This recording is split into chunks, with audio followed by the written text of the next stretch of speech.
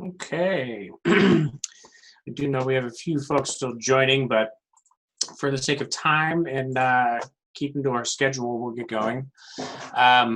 My name is Kris Jones. I'm a project coordinator with the Rocky Mountain Public Health Training Center and the communications director for CPHA. Just a few housekeeping items before I turn it over to my colleague, Sarah. If you have any issues with Zoom, connectivity issues, problems like that, please do message us in the chat. I have a session support colleague here, Mia Crandall, who we can get some back-end help if needed. We do ask for now during the presentation that you keep yourself muted and do send us questions as they come up in the chat. We will do our best to get to those as soon as possible, but if not, we'll share those at the end. And today we will have opportunity for breakout groups to get into some discussions. And so with that, I just wanted to mention that we're happy to be able to offer these sessions via the Colorado Public Health Association's Health Equity Coalition with session support from the Rocky Mountain Public Health Training Center. And so, Sarah, if you wouldn't mind introducing our subject matter expert today. Yeah, we're so excited to have Kris Geerken with us today. Marissa Westbrook and I are the co-leaders of the professional development work group within CPHA's Health Equity Coalition, and we're very grateful for their support. So Kris is here with us today to talk about the impacts of ageism on our community and ways to take action.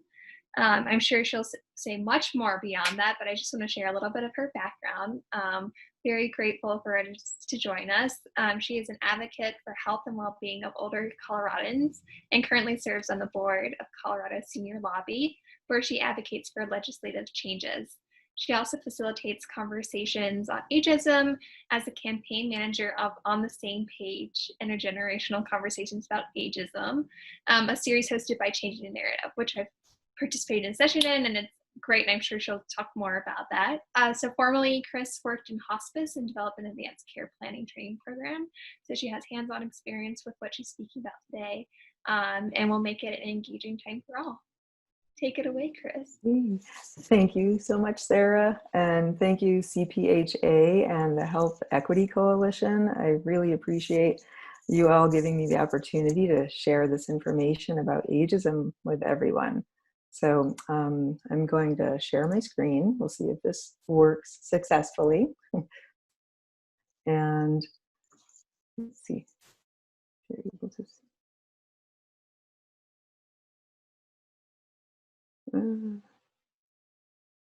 Okay, I think you're not seeing the screen. Yeah, so we see your main screen. I think you just got to pull up. I think it was under Google Okay. Chrome. Yeah, let me go. Okay, now can you all see that? Perfect. Yay, it worked. All right, so I want to thank you all for being here, and hopefully this will bring you some new information that you didn't have before about ageism. And in today's session, we're going to take a look at intergenerational ageist stereotypes and discrimination. We're going to take a deeper look at social and community issues, policy concerns, and ways that you can take action toward ending ageism. My goal for today's session is to provide you with a holistic view of this complex issue. Okay, and on this screen, what you're seeing is the definition that you most commonly see of ageism, which is the stereotyping, prejudice, and discrimination against people on the basis of their age. And ageism is prevalent, it's harmful, and it limits individuals and our communities. It shows up implicitly and explicitly in our lives at all ages. And this slide is a quote that came from work done at Cornell University with the World Health Organization. And this one really stands out, and it's pretty striking, that ageism is the most socially acceptable prejudice on the planet. Discrimination against a person because of their age is more normalized than even racism or sexism. And the two parts of this that really stood out for me are socially acceptable and normalized. And so that represents how It's so ingrained in our culture that we may not even recognize ageism, or we've adopted it so comfortably that we don't understand the damage that it can bring to people in their lives. So most commonly in society, we've seen ageism directed toward older people, with the stereotyping about cognitive decline and depression in older age. But these stereotypes can lead to negative health outcomes. More currently, we're seeing ageist stereotypes directed at millennials by calling them entitled, or saying that they lack loyalty to employers by job hopping. And you may have also heard in the media, read articles about OK Boomer. OK Boomer is a campaign that pits millennials and boomers, baby boomers, against each other. But it brings up questions. So when you see things like that in the media, for me, it brings up questions of who is this benefiting, and what's the intention here, and why are we seeing this kind of language and pitting groups of populations by generation against each other. So regardless of where you fall in the age spectrum, ageist judgments and stereotypes impact all of us. And so the next part here is that we want to share this video with you all, and it's a TED Talk by Ashton Applewhite. She's an excellent spokesperson for the topic of ageism. She's a well-known advocate on ending ageism, and she wrote a book that's titled This Chair Rocks. So in order to share this video, I have to, I think, stop sharing my screen, and then Kris is going to take it from here to air this 6-minute video that's really worth watching.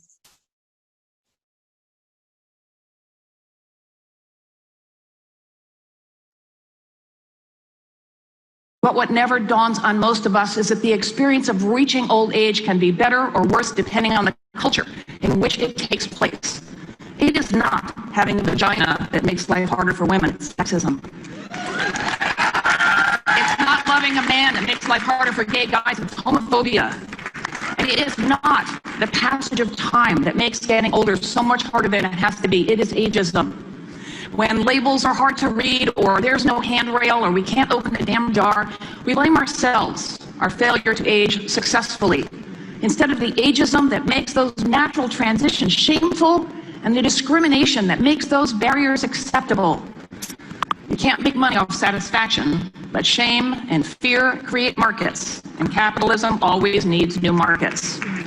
Who says wrinkles are ugly? The multi-billion-dollar skincare industry. Who says perimenopause and low T and mild cognitive impairment are medical conditions? The trillion-dollar pharmaceutical industry. The more clearly we see these forces at work, the easier it is to come up with alternative, more positive, and more accurate narratives. Aging is not a problem to be fixed or a disease to be cured. It is a natural, powerful, lifelong process that unites us all. Changing the culture is a tall order, I know that, but culture is fluid. Look at how much the position of women has changed in my lifetime, or the incredible strides that the gay rights movement has made in just a few decades, right? Look at gender. We used to think of it as a binary, male or female, and now we understand it's a spectrum. It is high time to ditch the old-young binary too. There is no line in the sand between old and young after which it's all downhill. And the longer we wait to challenge that idea, the more damage it does to ourselves and our place in the world. Like in the workforce, where age discrimination is rampant. In Silicon Valley, engineers are getting Botox and hair plugged before key interviews. And these are skilled white men in their 30s, so imagine the effects further down the food chain. The personal and economic consequences are devastating. Not one stereotype about older workers holds up under scrutiny. Companies aren't adaptable and creative because their employees are young. They're adaptable and creative despite it. Companies... We know that diverse companies aren't just better places to work, they work better. And just like race and sex, age is a criterion for diversity. A growing body of fascinating research shows that attitudes towards aging affect how our minds and bodies function at the cellular level. When we talk to older people like this, or call them sweetie or young lady. It's called elder speak. They appear to instantly age, walking and talking less competently. People with more positive feelings towards aging walk faster, they do better on memory tests, they heal quicker, and they live longer. Even with brains full of plaques and tangles, some people stayed sharp to the end. What did they have in common? A sense of purpose. And what's the biggest obstacle to having a sense of purpose in late life? A culture that tells us that getting older means shuffling off stage. That's why the World Health Organization is developing a global anti-ageism initiative to extend not just lifespan, but health span. Women experience the double whammy of ageism and sexism, so we experience aging differently. There's a double standard at work here, shocker. The notion that aging enhances men and devalues women. Women reinforce this double standard when we compete to stay young. Another punishing and losing proposition. Does any woman in this room really believe that she is a lesser version, less interesting, less fun in bed, less valuable than the woman she once was? This discrimination affects our health, our well-being, and our income, and the effects add up over time. They're further compounded by race and by class, which is why everywhere in the world, the poorest of the poor are old women of color. What's the takeaway from that map? By 2050, 1 out of 5 of us, almost 2 billion people, will be age 60 and up. Longevity is a fundamental hallmark of human progress. All these older people represent a vast, unprecedented, and untapped market. And yet, capitalism and urbanization have propelled age bias into every corner of the globe, from Switzerland, where elders fare the best, to Afghanistan, which sits at the bottom of the global Age Watch Index. Half of the world's countries aren't mentioned on that list because we don't bother to collect data on almost 2 million people because they're no longer young.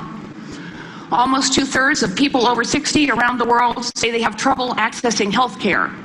Almost 3/4 say their income doesn't cover basic services like food, water, electricity, and decent housing. Is this the world we want our children, who may well live to be 100, to inherit? Everyone, all ages, all genders, all nationalities, is old or future old. And unless we put an end to it, ageism will oppress us all. And that makes it a perfect target for collective advocacy. Why add another ism to the list when so many, racism in particular, call out for action?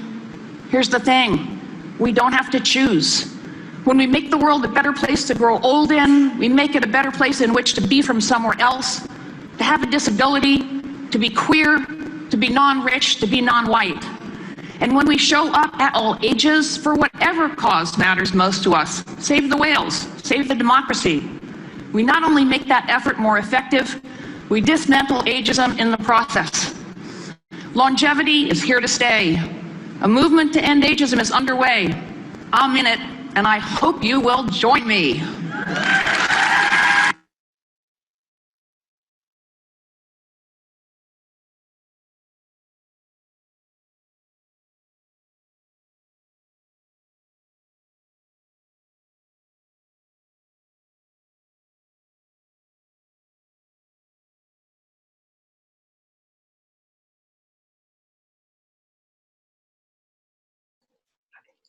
Okay. Can you see my screen now? Okay. All right. Okay. So that's a lot of information in that video that you just saw. But to everyone, I invite you all to throw comments or questions into the chat box if anything was triggered for you in watching that, or if you thought of some ideas. And then we can look at those either after the breakout groups or at the end of the session today. So I'd love to hear comments and potentially questions that this might have brought up for you. And I just wanted to mention some of the items that Ashton mentioned in that clip were barriers and the shame and fear that is created within like media and marketing campaigns around age and aging, and the stereotype that it's all downhill after certain ages, like 30 or 40 or 50 or 60 or whatever is created in the marketing world. But despite all of these negative points that we have built in our society and through all of these campaigns, it's true that when our lives have a sense of meaning and purpose, we can thrive and age positively. But through the implicit and explicit biases, we contribute to ageist stereotypes and discrimination toward ourselves. Discrimination is a socially structured action. It's unfair, it's unjustified, and it harms individuals and groups. The social conditioning of ageism contributes to age denial and anti-aging views by creating a society believing and supporting stereotypes that aging is negative, and despite the fact that it's simply just a normal part of being human to age. So now I want to take a closer look into these different areas, the social and community issues, policies and programs, and the concerns we have around those, and then ways for you to look into taking action to end ageism. So looking at the social and community issues, we live in an anti-aging society where it's common to see depictions of aging as negative, such as implying that older people no longer contribute to society. This messaging can become internalized, and individuals then become prejudiced against themselves just for being older. And this can then impact our health and longevity. When we have negative views about aging, it leads to increases in physical illness and mental distress. But individuals with positive views about aging live 7.5 years longer than those with negative views. So looking more closely at discrimination and stereotyping, the intersections of ageism with other social constructs, such as zip code, race, gender identity, sexual orientation, physical ability, nation, and social class, can intensify the effects of ageism. By the time people of color reach older age, a lifetime of discrimination can accumulate, harming their physical, emotional, and economic well-being. And this can consist of a variety of aging-related vulnerabilities tied to economic insecurity, social isolation, and physical and cognitive decline. You may have all heard probably the terms like successful aging or aging well. In order for individuals to experience aging framed that way, we'll need systems and policies to support this idea. We need to look at the disproportions within social determinants of health in order to understand how we experience aging as individuals and within the communities that we live. So think about different aspects to our lives like food access, housing, income, and all the barriers that exist to having a decent quality of life. The social factors, there are social factors that also contribute to aging outcomes. So system level interventions can improve the conditions impacting how we age in our communities and in society overall. There's a great example of the age-friendly communities model from the World Health Organization. Making cities and rural communities age-friendly is an effective local policy approach that should be considered. Physical and social environments are key determinants as to whether or not people can remain healthy and autonomous well into old age. So next we'll take a look at the policy concerns. And it's important for us to understand the federal and state policies and programs, and thinking about them in the terms of aging and are they helping or not helping the process of aging. So by the year 2050, the world will see 1.5 billion people over the age of 65. And we also have people living much longer lifespans than ever before. And with this, keep in mind too that in the US, only 4% of people over age 65 live in nursing homes. It's known that people want to age in place in their own homes.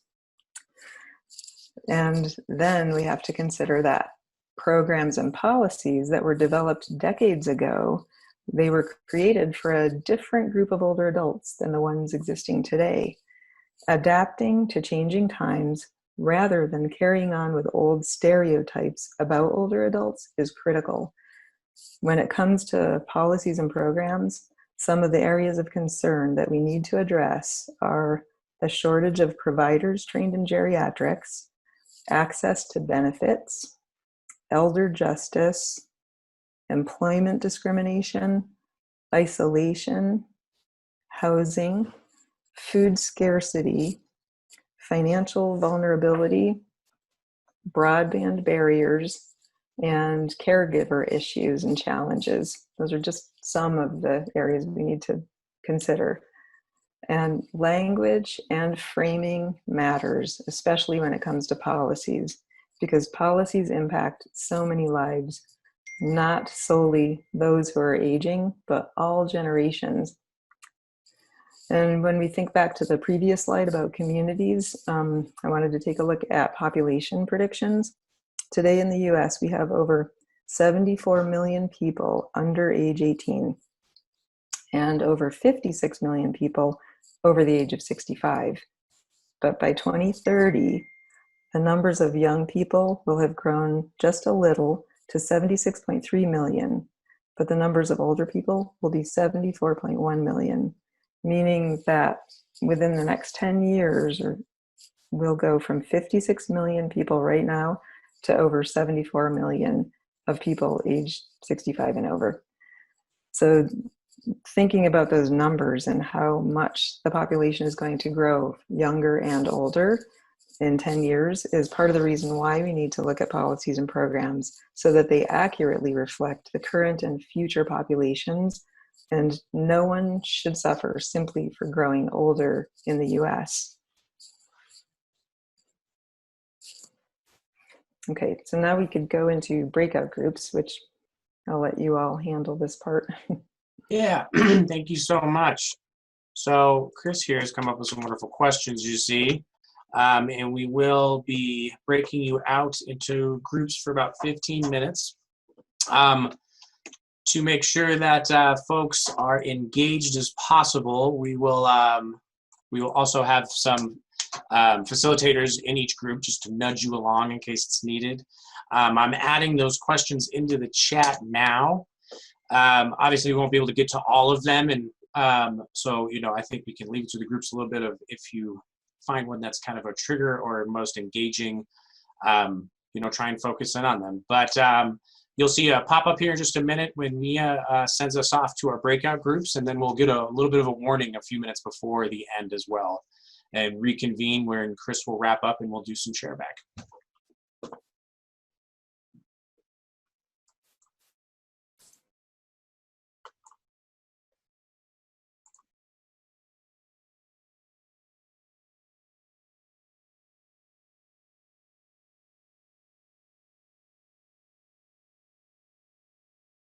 Or working.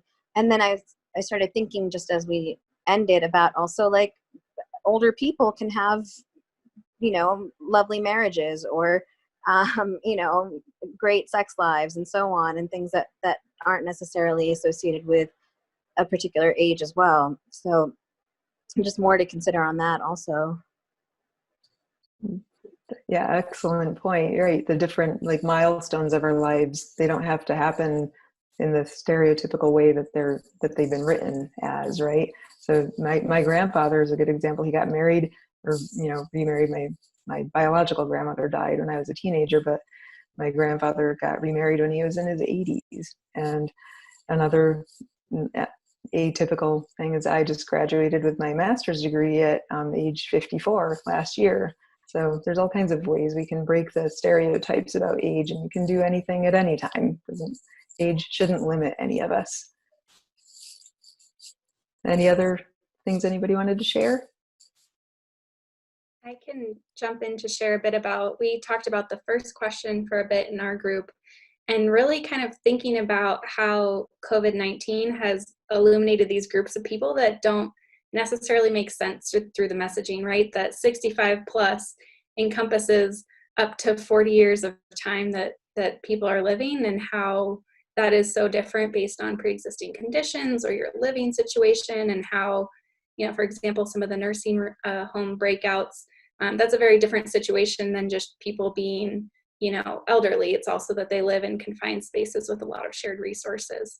So we found that conversation interesting. And then we spent some time thinking about the last question too, just how do we become more accepting of one another, kind of trying to work across some of these differences and being accepting of difference, but also how do we structurally incorporate that into our world. And so, you know, someone in our group was mentioning this difference between, you know, preschools and, you know, sort of services for the elderly. Like, how do we sort of combine some of these things so that young people interact more with older people or things like that? Excellent points. That's so valuable, right? And looking at a community kind of model, how everybody at all different ages and stages can support one another in different ways. And that kind of ties into the caregiving.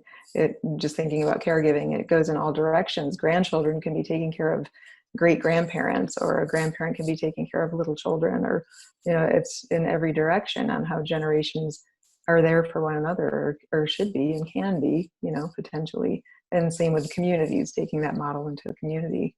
All ages can support one another. So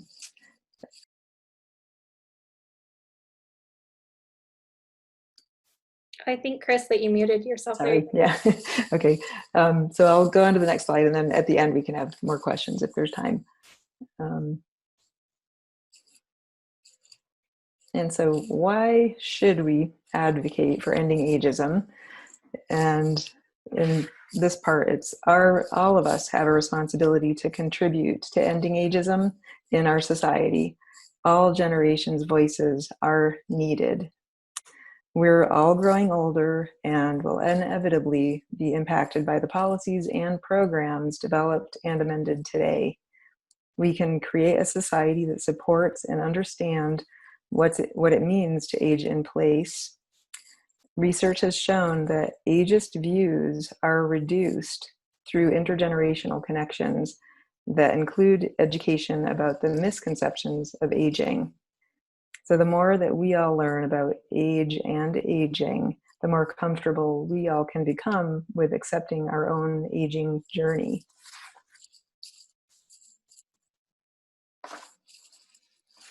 And some different ways that you can take action, of which there are many, but I'm just going to name a few from this slide, is just bringing awareness to your interactions with people professionally and personally. And do you believe the stereotypes that you're hearing? And question the media and things that you see out there and challenge it and bring the truth forward, and don't just let the media dictate. Take notice of policies. Is the language in policies being written limiting? Is it excluding? Is it inaccurate? Educate the people, like policymakers and legal professionals and the public. I mean, you can post things on media that counter the false myths that are out there. You can join organizations, like I'm a board member at Colorado Senior Lobby, and we're always looking for new members. You can participate with us. You can just check us, sign up for our emails if you're just curious about what we're doing. On the national level, there's organizations like the American Society on Aging, or the National Council on Aging. There's also an organization called Generations United, which brings generations all together and does all kinds of amazing work there. And the work that I do with Changing the Narrative, we have the On the Same Page campaign, and you all are invited to host conversations about ageism. And through that, you can sign up through the website of Changing the Narrative, and we'd send you this facilitator toolkit, and you can host an online conversation with people, you know, your friends, family, or coworkers, or whoever you'd like. So that's just another option where you can bring this conversation forward and get more people to start thinking about ageism. And I have so many resources, so if anybody wants any resources that are on a specific area of ageism, you can feel free to email me, but right here is just Changing the Narrative, Colorado Senior Lobby, and then Old School is a resource that's online that has articles and videos and just so in depth. And I learned about Old School through Ashton Applewhite, the person that we had the video on. So these are all just a few resources, but if you want to know more about ageism in any particular area, feel free to email me because I could give you all kinds of information.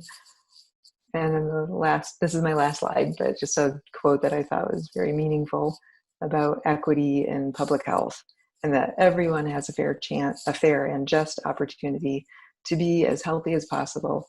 This requires removing obstacles to health, such as poverty, discrimination, and their consequences, including powerlessness and lack of access to good jobs with fair pay, quality education and housing, safe environments, and healthcare.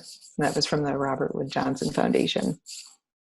So now, I don't know if we have time for any other questions, but you all can let me know. That's so wonderful. Yeah, we have a few minutes here, and we did have one to kick us off from NAMI. So are you aware if any of the organizations you work with or that you mentioned, are any of them supporting older people who are incarcerated? Or potentially, even to follow up on her question, recently incarcerated? With Colorado Senior Lobby, we're solely focused on the policies that are being discussed in legislation, which everyone probably knows they're all on hold, so nothing's really being moved forward at the moment, or well, some things are, but if there are, I know we've had conversations. I don't remember specific policy numbers or the details, but I know we've had conversations about incarceration for the older population. So it is something that is in our conversations. And if you have information to share on that issue, we'd love to know it. You can share that with me and I can bring that to the group. Or you're welcome to come also to our meetings to share what you know. Wonderful. If I could also just ask a question that's kind of been stewing in my mind since the first slide. And then I think this last slide kind of ties it in together. The first slide was talking about how ageism is one of the biggest normalized forms of discrimination, and even more than racism and sexism. And I have to say that was kind of triggering to me, because it's like, well, it might be more normalized per se via culture and what culture this context is within. So I brought that up to the group, and the group talked a little bit about how they felt that racism and sexism were more talked about than ageism, which I give all the credit in the world, but also if talking solves the world's problems, then we wouldn't have to talk about racism or sexism anymore. And so then I come back to this question about equity through the aging process, and what I've heard today is more of like a general blanket approach to aging. But I'm wondering how much your organization or the thought process behind this work is really considering the intersections of people, because it's not a blanket approach. People who experience racism and or sexism or any of the isms along the path to aging well are going to have a steeper hill to climb. And so just wondering what the approach is to addressing that steepness of hill and the variations. Thank you so much, Ashley, for bringing that up, because it's such an in-depth and complex area to go into, and more than I could put into this presentation, and it definitely needs more attention. And just like many of the things that don't get discussed in like the mainstream, that needs to come out more, and we're all about that. Like, I would love to shed more light on those issues. And like through Changing the Narrative, through the program that I'm managing, you can have conversations about ageism, but you can hone it into the areas that you really want to target and highlight ways that you're seeing ageism impact other areas of people's lives in communities, and for people of color, or anywhere you want to take it. So also, I've not seen a lot of research in that, like all the disparities and ageism and how it's all tied together. So there's a lot of things that have not even really been addressed well, and we need people to, like, I'm all about that. Like, if we could get more researchers and people to do this work and get out there and bring to light all these intersections, right? Like, ageism is a big part of that, but it's an area that needs a lot more attention. So if you want to dig deeper into that with me, I'd be happy to go there. So thank you for bringing that up. So one other question we had in the chat, and Lynn, I may need you to elaborate more, but as I'm not familiar, are any of the groups you are involved with working on what the new AAA allocations, et cetera, are proposing? You familiar with AAA? I know the AAAs. I don't know what specifically Lynn's referring to with what they're proposing.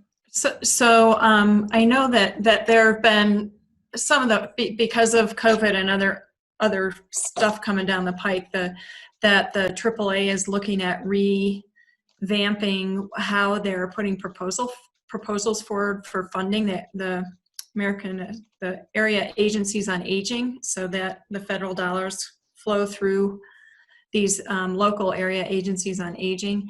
And I know that they're looking at proposing some changes to how they're flowing that funding into communities and to what entities. And I'm not real familiar with all of what's happening, so I was wondering if you were working with anybody who is.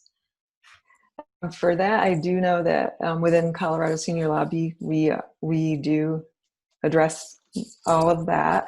And Dr. Cog, Dr. Cog, you probably all know, or Denver Regional Council of Governments. So they sort of oversee all the AAAs in Colorado.